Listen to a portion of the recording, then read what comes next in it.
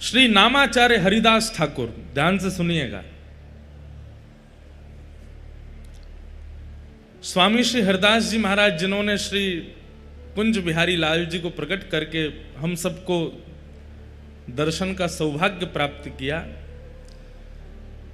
ऐसे ही एक श्री गौड़िया वैष्णव परंपरा के एक आचार्य चरण हुए जिनका नाम था नामाचार्य हरिदास ठाकुर। उनको नाम आचार्य कहा जाता, तो ऐसा नाम गाते थे कि उनका नाम सुनकर के जीव परिवर्तित हो जाते थे।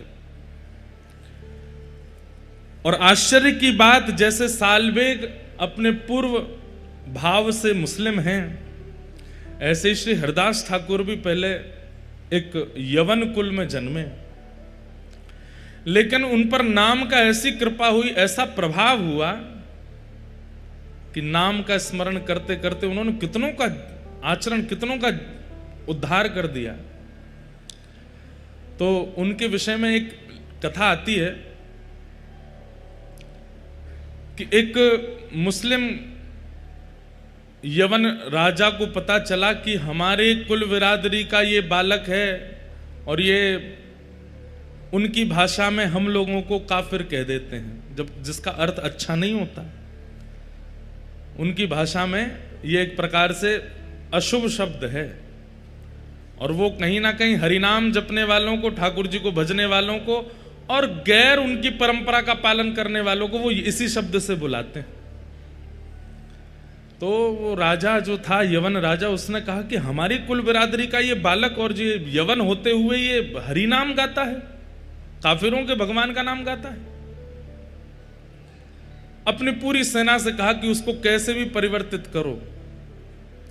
खूब लोभ दिए, लेकिन हरिदास ठाकुर ने नाम नहीं छोड़ा। तो फिर राजा ने कहा कि एक काम करो, इनको सूली पर चढ़ा दो। ध्यान से सुनिएगा। तो फिर किसी ने कहा कि सूली पर चढ़ाने पर तो बड़ी आसान मृत्यु हो जाएगी, लटकेगा, मर जाएगा।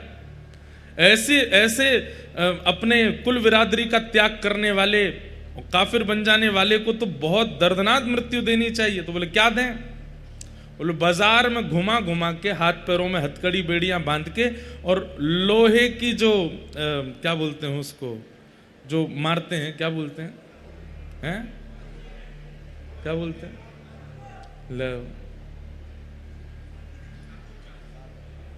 क्या बोलते हैं उसको, कौड़े। हाँ, कौड़े मारो। हमारे महाराज जी, पंडित जी कह रहे हैं कुर्रा। अद्भुत है, आप पाठ कर लो, जो करें हंटर मारे। तो कौड़े मारने की आज्ञा दियो। कौड़े भी कैसे?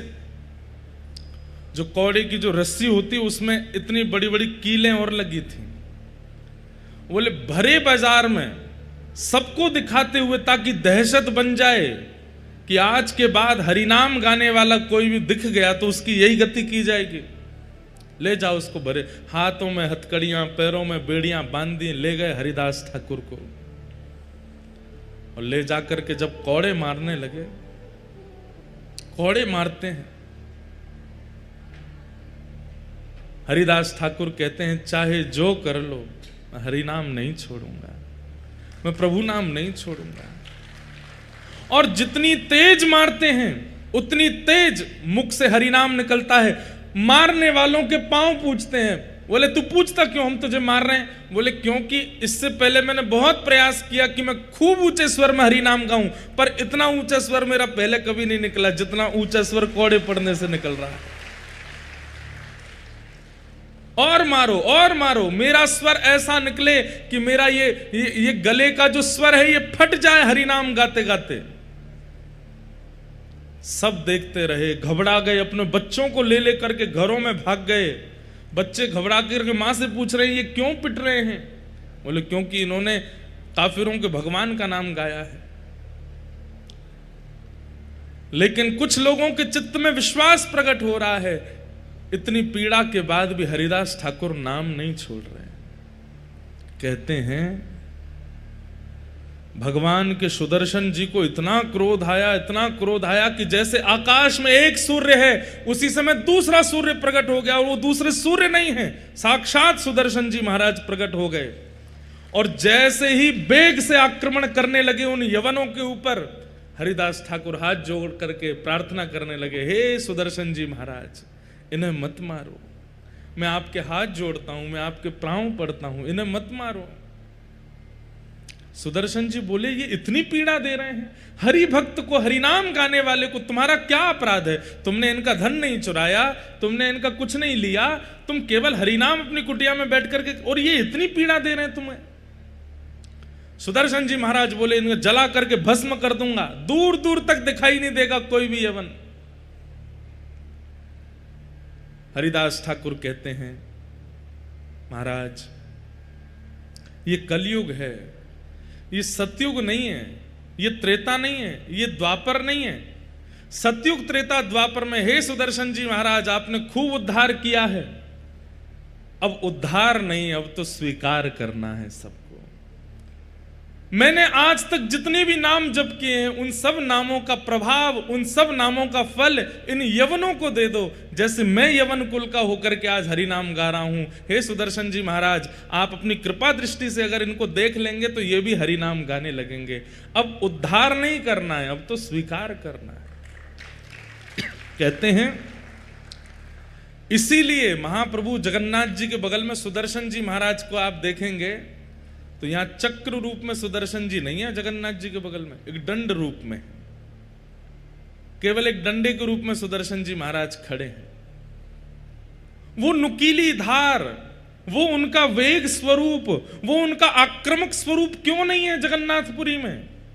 ऊपर नील चक्र विराजमान है, लेकिन महाप्रभु जगन्नाथ जी के बगल में आयुध रूप में, जहां आयुध रूप में चक्र रूप होना चाहिए था, वहां पर डंडे के रूप में खड़े हैं, बिल्कुल नुकीले नहीं हैं। क्यों? क्योंकि ये कलयुग है, यहां उद्धार नहीं, यहां स्वीकार करना है। चाहे कितना भी पापी हो, कितना भी कठोर पापकर्म करने वाला हो, महाप्रभु जगन्नाथ जी ने आज्ञा दी है सुदर्शन जी को कि यहां मारना नहीं है, यहां पर तारना है, स्वीकार करना है। ऐसे नामाचार्य श्री हरिदास ठाकुर कहते हैं कि एक बार उनके, वे भी जगन्नाथपुरी आए थे, श्री चैतन्य महाप्रभु के साथ में यहां विराजमान रहे, खूब ठाकुर जी का, श्री जगन्नाथ महाप्रभु का खूब नाम गाया। उनके ऊपर कलंक लगाने के लिए, अब ये मारपीट से नहीं नाम छोड़ रहे थे, तो फिर दूसरा उपाय अपनाया। क्या उपाय अपनाया?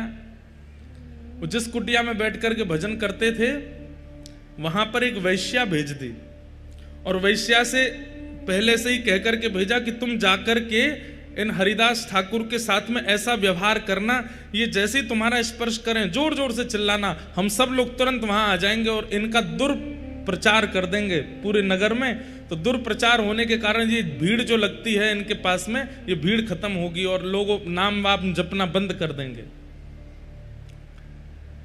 तो वैश्या वो बोली, ये तो मेरे बाएं हाथ का खेल है। कितनी आयु है इनकी? बोले 25-26 साल के हैं। बोले अभी जाती हूं। वैश्या आई और आकर के जैसे हरिदास ठाकुर को प्रणाम किया, प्रणाम करके कहा, इतने युवा हो आप, कैसा आपका यौवन है, कैसा आपका स्वरूप है, और इस स्वरूप में, इस युवा अवस्था में आप ये सब क्या नाम में जप में लग गए हो?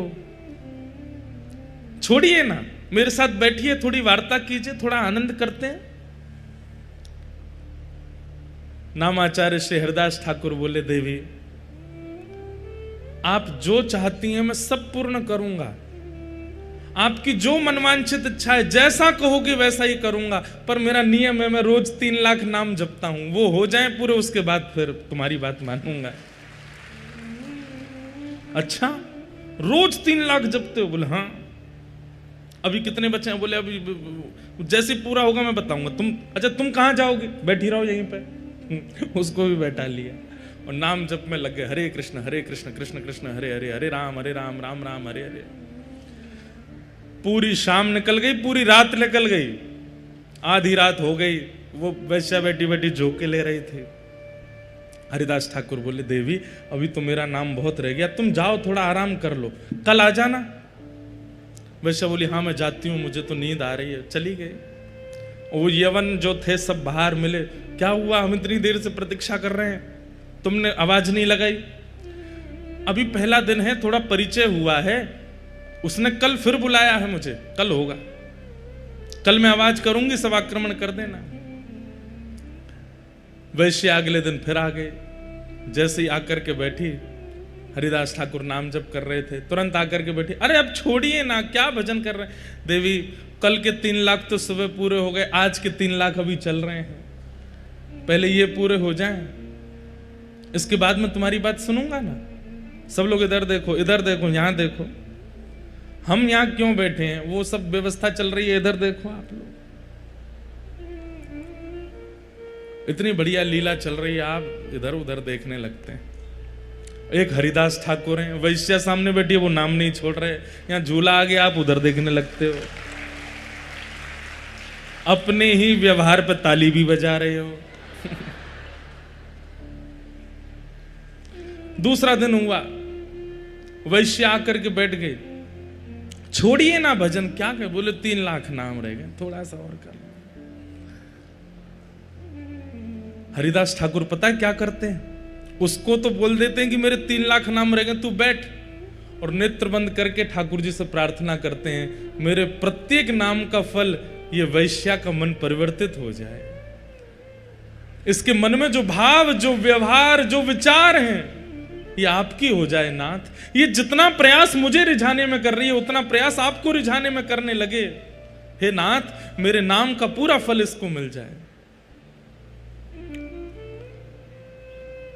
पहले 3 लाख नाम उसके सामने कर लिए, दूसरे दिन के 3 लाख नाम, 6 लाख नाम तो उसने बैठे बैठे सुन लिए। तीसरे दिन फिर बुलाया, बोले कि आज भी बहुत जप हो गया, कल तो निश्चित तुम जो कहोगी वही होगा, कल आ जाना। बंधुओं, मैं एक बात कहता हूं कि कई बार ऐसा होता है कि आध्यात्मिक ऊर्जा जिसकी अति होती है ना, भक्ति रूप में, उस व्यक्ति की उपस्थिति मात्र आपके हृदय को परिवर्तित कर देती है। 6 लाख नाम सुनने के बाद में उस वैश्या की स्थिति ये हो गई कि उसे अपने पूर्व के किए हुए जो पाप नहीं लगते थे, वो पाप लगने लगे। एक बात बहुत ध्यान से सुनिएगा, गुरु आश्रय,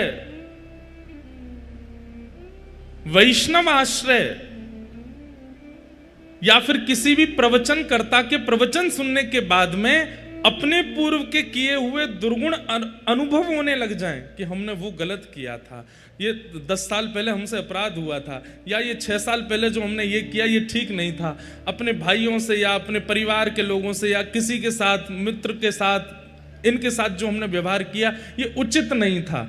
ये मन में भावना प्रकट होने लग जाए तो समझ जाना जिसको आपने प्रणाम किया है उसने आपको कृपा भर के देखा है, तभी आपके दुर्गुण दिख रहे हैं आपको। नहीं तो कई बार लोग अनेक संतों को प्रणाम करते हैं लेकिन फिर भी वैसे के वैसे ढीठ ही रहते हैं, बदलते नहीं। क्यों? इसमें 2 कारण हो सकते हैं, या तो उस आचार्य चरण ने कृपा भर के देखा नहीं, या फिर उसके पाप इतने प्रगाढ़ हो चुके हैं कि वो आचार्य चरणों की दृष्टि से भी धूमिल हो नहीं रहे। हमें ऐसा लगता है कि आचार्य तो कृपा भर के ही देखते हैं, लेकिन उस व्यक्ति की ही इच्छा नहीं होती कि मैं अपने पाप नष्ट करूं।